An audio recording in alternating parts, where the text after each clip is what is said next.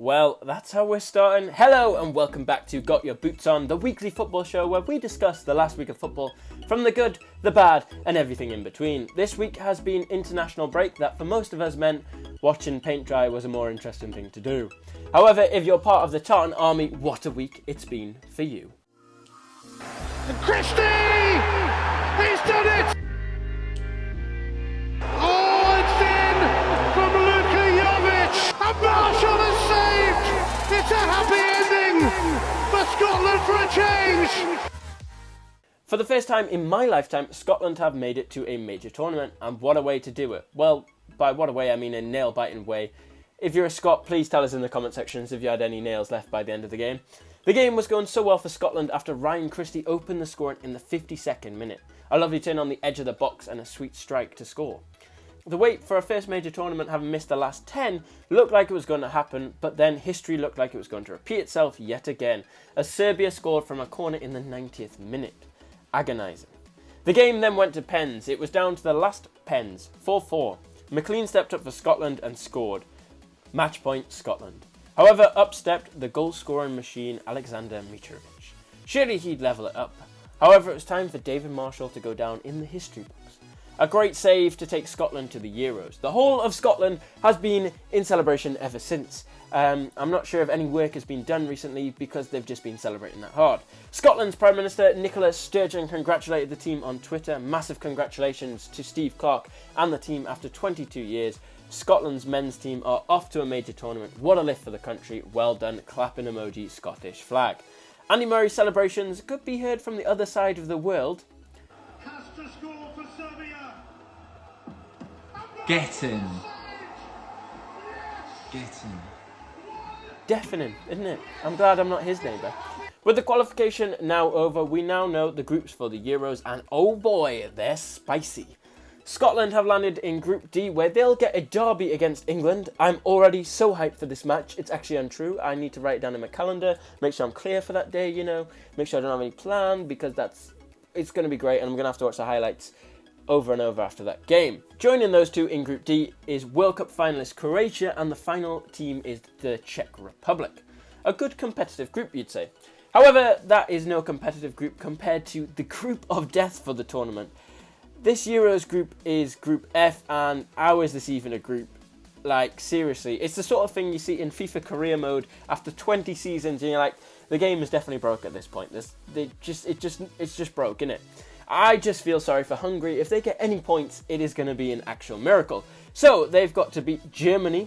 They've also got to beat the current champions Portugal, and on top of that, the world champions France. Our eyes will be watching all of Group F's games like this.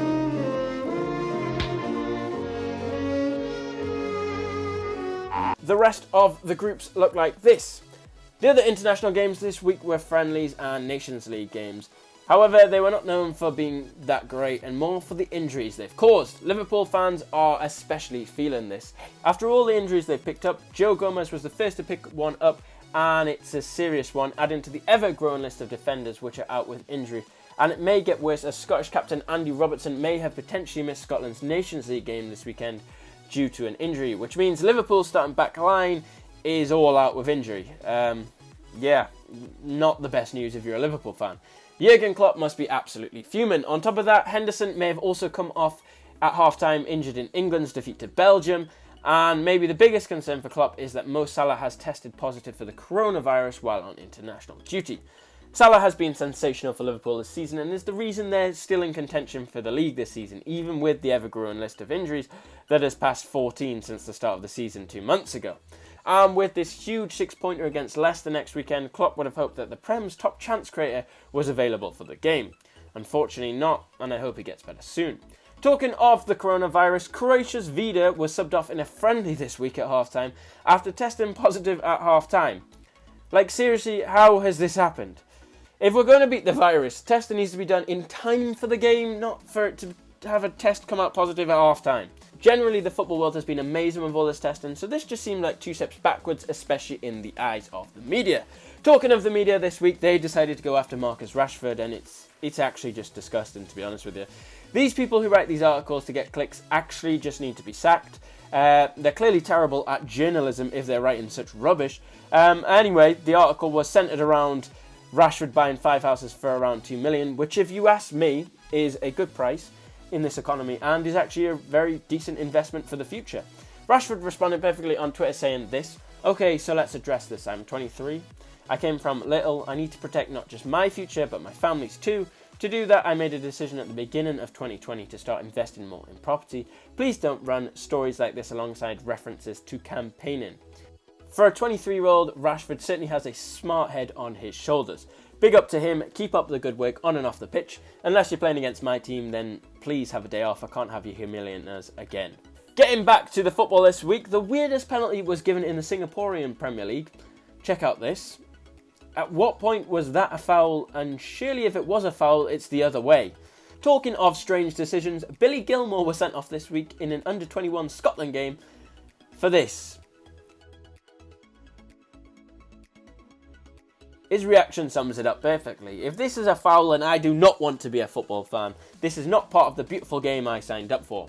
But what is part of the beautiful game is the Premier League deciding to drop pay-per-view. A decision that has made everyone happy, even non-football fans who were sick of us complaining that we'd have to pay 15 quid to watch Fulham play, which, you know, even Fulham fans ain't going to play that. The games that were going to be pay-per-view will now be shown on Amazon Prime and the BBC. Now it's time for some fun stuff on social media. Now that is what you call a baller. FIFA this week decided to add celebrities to the game, and YouTuber Chi with a C summed it up perfectly. One kick is all it takes.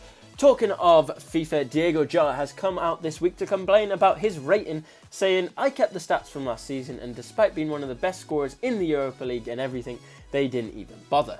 The way he's playing at the moment, he's surely going to get a big card upgrade later on in the year." But what we really learnt from this is that EA is lazy, although most of us already knew that, and that they don't give a single thing about the Europa League. Now, I'm a big fan of paper planes, and I'm a big fan of football juggling, but I never thought it could be mixed into this awesomeness. Well, I now know what I'm going to be practicing for the rest of lockdown.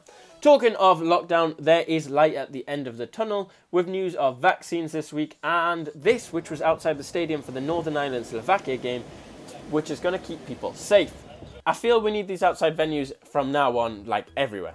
If you're a nightclub owner, you should be shouting at the creators to shut up and just take your money for this product. Toni Kroos this week proved he may be the dullest man in football after he had a go at Pierre-Emerick Aubameyang on the Einfach Mal Lupin podcast this week. He criticised Aubameyang for his mass goal celebrations. To me, Aubameyang is a showman and it certainly does excite the fans, so why Kroos had a go at him, no one knows. Kroos must be living in a world where TVs haven't got colour yet. Aubameyang responded perfectly on Twitter saying, "By the way, does this at Toni Kroos have kids? Just remember, I did this for my son a few times and I will do it again. I wish you have kids one day and make them happy like this junior school pupils talk. And don't forget, #mask on, #stay safe." I'll leave you this week with this tweet from Callum that sums up everyone's thoughts this week. "I reckon I'd be living on Mars if there wasn't international breaks, if I'm honest with you." And that's all for this week. If you enjoyed the video, make sure you hit that like button and share it on social media. Tell us what you thought of this week's football in the comment section down below. If you're new to the channel, why not hit that subscribe button for more Soccer Manager videos and now football videos every week. If you're subscribed and mint like that, make sure you click that bell button as well so you don't miss any new videos. Thanks for watching and we'll see you soon with another video. Thanks for watching, guys. Alongside my speed.